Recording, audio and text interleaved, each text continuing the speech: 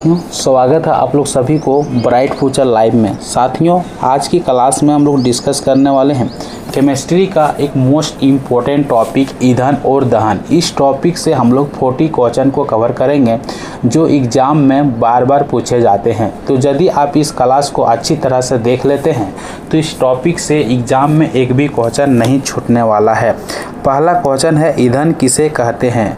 यह question RRB group D 2018 में पूछा गया है।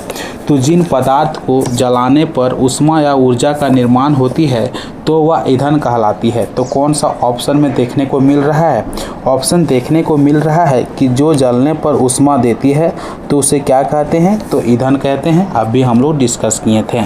अगला क्वेश्चन है निम्न में से कौन सा अच्छा ईंधन है। यह क्वेश्चन आरआरबी एनटीपीसी 2019 में पूछा गया है।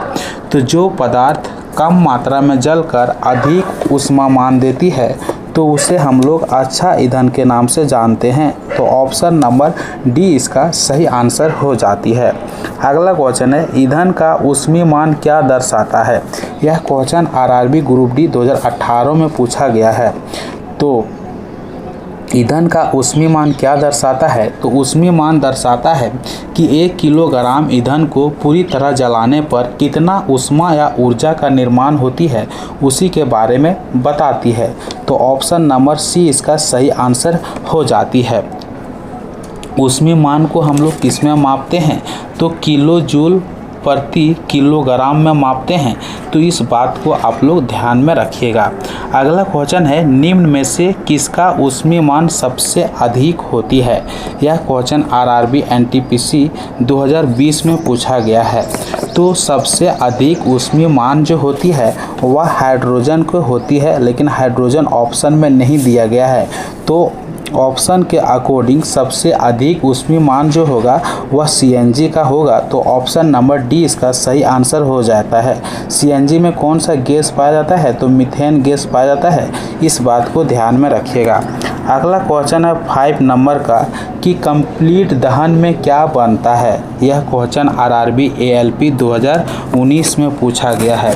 तो जब कोई ईंधन पूर्ण रूप से दहन होती है ऑक्सीजन की उपस्थिति में तब कार्बन डाइऑक्साइड और जल का निर्माण होती है। तो ऑप्शन नंबर बी इसका सही आंसर हो जाती है। अगला क्वेश्चन है 6 नंबर का अपूर्ण दहन से कौन सी गैस बनती है। तो अपूर्ण दहन से कार्बन मोनोऑक्साइड गैस बनती है और यह जहरीली गैस के नाम से जाना जाता है। तो इस बात को ध्यान में रखिएगा। अगला क्वेश्चन है 7 नंबर का कार्बन मोनोऑक्साइड गैस खतरनाक क्यों है। यह क्वेश्चन आरआरबी एनटीपीसी 2021 में पूछा गया है।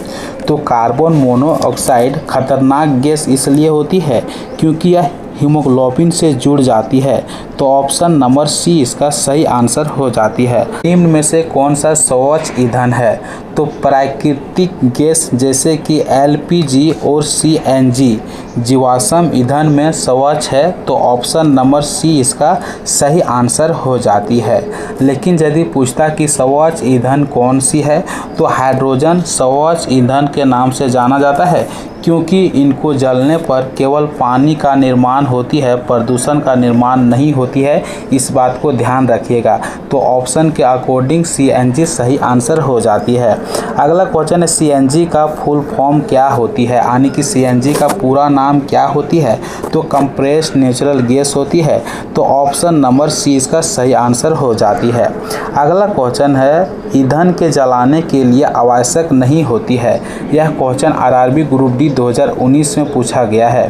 तो ईंधन के जलाने के लिए क्या चीज़ का आवश्यक नहीं होती है। तो जल की आवश्यक नहीं होती है क्योंकि ईंधन को जलाने के लिए ईंधन, ऑक्सीजन और ऊष्मा की ज़रूरत पड़ती है।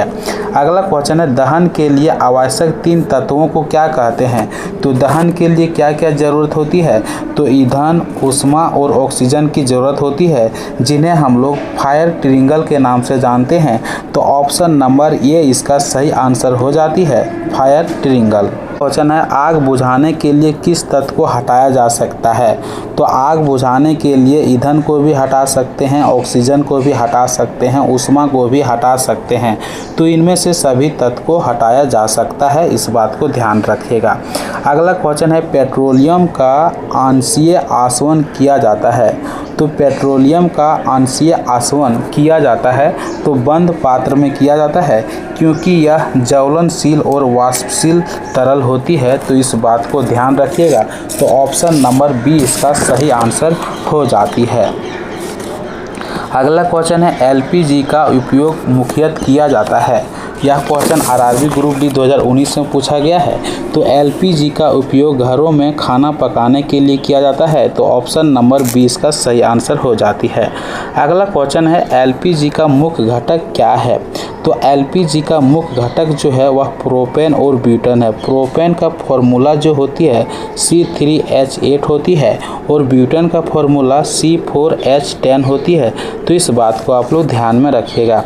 अगला क्वेश्चन है पेट्रोलियम को क्या कहा जाता है। तो पेट्रोलियम को काला सोना के नाम से जाना जाता है। तो ऑप्शन नंबर ये इसका सही आंसर हो जाती है। अगला क्वेश्चन है निम्न में से कौन सा जीवाश्म ईंधन नहीं है। निम्न में से कौन जीवाश्म ईंधन नहीं है। तो कोयला, पेट्रोल और डीजल जो हो गया या जीवाश्म ईंधन है। तो बायोगैस जीवाश्म ईंधन नहीं है। तो ऑप्शन नंबर डी इसका सही आंसर हो जाती है, क्योंकि बायोगैस एक नवीकरणीय ऊर्जा का स्रोत है। तो इस बात को आप लोग ध्यान में रखिएगा। अगला क्वेश्चन है बायोगैस का मुख्य घटक क्या होती है।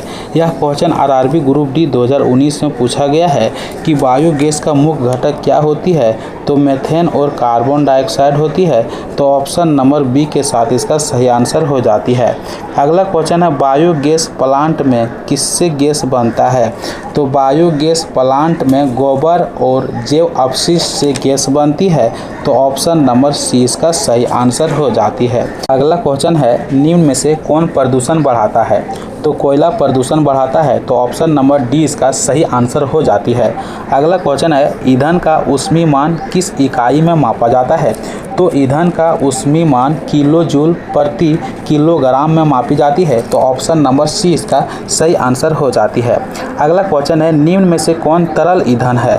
तो तरल ईंधन के नाम से हम लोग किसे जानते हैं। तो पेट्रोल को। तो ऑप्शन नंबर सी इसका सही आंसर हो जाती है। अगला क्वेश्चन है अपूर्ण दहन का मुख्य कारण क्या होती है। तो अपूर्ण दहन का मुख्य कारण जो होती है वहाँ पे ऑक्सीजन को कम मिलना। तो ऑप्शन नंबर बी इसका सही आंसर हो जाती है। अगला क्वेश्चन है कोयले के शुष्क आसवन से क्या प्राप्त होती है। तो कोयले के शुष्क आसवन से कोक, कोल तार और कोल गैस और अमोनिया प्राप्त होती है। तो इस बात को ध्यान में रखिएगा। तो ऑप्शन नंबर 20 का सही आंसर हो जाती है। अगला क्वेश्चन है कोक का उपयोग किया जाता है। तो कोक का उपयोग ईंधन व अपचायक के रूप में किया जाता है। तो ऑप्शन नंबर बी इसका सही आंसर हो जाती है। अगला क्वेश्चन है 26 नंबर का। यह क्वेश्चन आरआरबी ग्रुप डी 2018 में पूछा गया है कि पेट्रोलियम का परिष्करण किया जाता है। तो पेट्रोलियम का परिष्करण प्रभाजी आसवन के द्वारा किया जाता है, जिसे हम लोग अंशीय आसवन के नाम से भी जानते हैं। तो ऑप्शन नंबर सी इसका सही आंसर हो जाती है। अगला क्वेश्चन है सबसे भारी पेट्रोलियम अंश कौन सा है। तो सबसे भारी पेट्रोलियम अंश बिटुमेन है। तो ऑप्शन नंबर डी इसका सही आंसर हो जाती है, क्योंकि इसका क्वथनांक जो होती है वह सबसे अधिक होती है। इस बात को ध्यान में रखिएगा। अगला क्वेश्चन है केरोसिन का उपयोग मुख्यतः होता है। यह क्वेश्चन आरआरबी ग्रुप डी 2019 में पूछा गया है। तो केरोसिन का प्रयोग खाना बनाने में होता है, लालटेन जलाने में होता है, हीटिंग में होता है और जेट ईंधन के रूप में भी होता है। तो खाना बनाने और जेट ईंधन। तो ऑप्शन नंबर बी और सी इसका सही आंसर हो जाता है। अगला क्वेश्चन है एलपीजी सिलेंडर में रिसाव की पहचान किससे होती है। तो एलपीजी सिलेंडर में रिसाव की पहचान कैसे होती है। तो एथाइल मरकैप्टन से होती है। तो इस बात को ध्यान में रखिएगा। अगला क्वेश्चन है एलपीजी हवा से होती है, तो एलपीजी हवा से भारी होती है या कम भारी होती है? तो इस क्वेश्चन को हम लोग समझेंगे, बहुत इंपॉर्टेंट क्वेश्चन है, आरआरबी ग्रुप डी 2018 में पूछा गया है। तो एलपी जो होती है वह हवा से भारी होती है, तो ऑप्शन नंबर 20 का सही आंसर हो जाती है। अगला क्वेश्चन है सीएनजी का उपयोग मुख्यतः किया जाता है, तो सीएनजी का उपयोग कहाँ पे किया जाता है? तो वाहन में किया जाता है, तो ऑप्शन नंबर सी इसका सही आंसर हो जाती है। अगला क्वेश्चन है ग्रीन हाउस प्रभाव के लिए उत्तरदायी गैस कौन सी है? तो ग्रीन हाउस प्रभाव के लिए उत्तरदायी गैस जो है वह कौन कौन सी है? तो कार्बन डाइऑक्साइड है, मीथेन है, नाइट्रस ऑक्साइड है, ओजोन है, जलवाष्प है, ये सभी क्या है ग्रीन हाउस प्रभाव के लिए उत्तरदायी होती है। अगला क्वेश्चन है कोयले का सबसे शुद्ध रूप कौन सी है? तो कोयले का सबसे शुद्ध रूप जो है वह एंथ्रेसाइट है, क्योंकि इसमें से 85 से 95% कार्बन पाई जाती है, तो इस बात को ध्यान में रखिएगा। अगला क्वेश्चन है 34 नंबर का ईंधन का चयन निर्भर करता है, तो ईंधन का चयन किस पर निर्भर करता है? तो लागत और ऊष्मीय मान पर निर्भर करती है, तो ऑप्शन नंबर 20 का सही आंसर हो जाती है। अगला क्वेश्चन बायोगैस प्लांट में अवशेष को क्या कहते हैं? तो बायोगैस प्लांट में अवशेष को डाइजेस्टेट या बायोगैस स्लरी कहते हैं, तो ऑप्शन नंबर ए इसका सही आंसर हो जाती है। अगला क्वेश्चन है स्वच्छ ईंधन का लाभ क्या होती है? तो स्वच्छ ईंधन का लाभ होती है कि वह कम प्रदूषण फैलाती है, तो ऑप्शन नंबर बी इसका सही आंसर हो जाती है। अगला क्वेश्चन है पेट्रोलियम गैस का उपयोग नहीं होता है, तो पेट्रोलियम गैस का उपयोग खाना पकाने में ईंधन के रूप में प्लास्टिक निर्माण में होता है, बल्कि उर्वरक बनाने में नहीं होता है, तो ऑप्शन नंबर डी इसका सही आंसर हो जाती है। अगला क्वेश्चन है दहन क्या है, यानी दहन कौन सी प्रक्रिया है? तो दहन एक रासायनिक प्रक्रिया है, ऑप्शन नंबर 20 का सही आंसर हो जाती है। अगला क्वेश्चन है आग बुझाने में CO2 का प्रयोग क्यों होती है?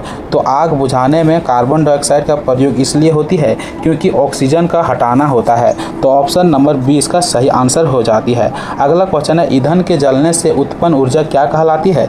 तो ईंधन के जलने से उत्पन्न ऊर्जा ऊष्मा ऊर्जा कहलाती है, तो ऑप्शन नंबर सी इसका सही आंसर हो जाती है। तो दोस्तों आप लोग को यह क्लास कैसा लगा कमेंट करके ज़रूर बताइएगा, और यदि आप मेरे चैनल पर पहली बार जुड़े होंगे तो मेरे चैनल को सब्सक्राइब कर लीजिएगा। अब हम लोग मिलते हैं नेक्स्ट क्लास में।